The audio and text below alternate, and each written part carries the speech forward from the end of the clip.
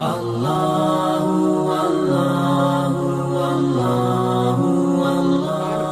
لگے خواجہ نظام الدین اولیاء کہ امام احمد بن حنبل رحمت اللہ علیہ کے کچن میں باورچی خانے میں آٹا ختم ہو گیا.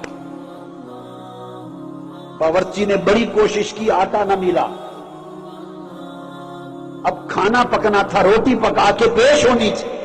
تیزی سے دوڑا اور آپ کے بیٹے کے گھر سے آٹا لے آیا. امام احمد بن حنبل کے بیٹے صاحبزادے کے گھر سے آٹا لے کے روٹیاں پکائیں، پیش کر دی. امام احمد بن حنبل کو خبر ہو گئی تھی کہ آٹا ختم ہو گیا. پوچھنے لگے کہ آٹا کہاں سے لائے ہو؟ عرض کیا حضور آپ کے صاحبزادے کے گھر سے لایا ہوں.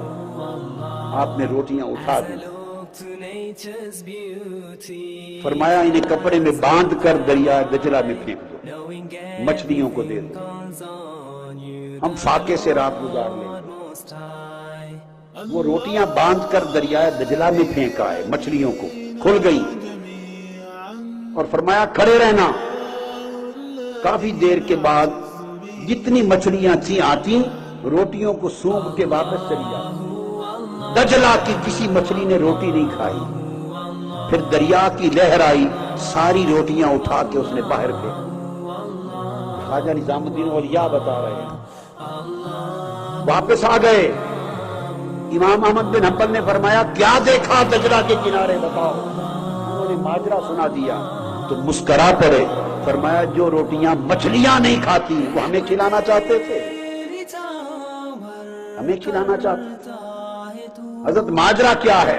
فرمایا یہ آٹا میرے بیٹے نے اس وقت کا خریدا ہوا ہے جب وہ بغداد میں جج تھا، قاضی تھا.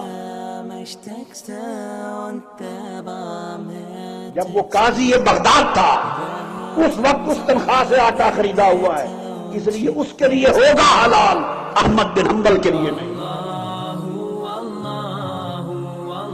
ارے جب زہد اور ورع کی کیفیت یہ ہوتی ہے تو حجابات اٹھتے ہیں، پھر قربتیں ہوتی ہیں، انوار و تجلیات کا محبت دل بنتا ہے، پھر معرفت نصیب ہوتی ہے.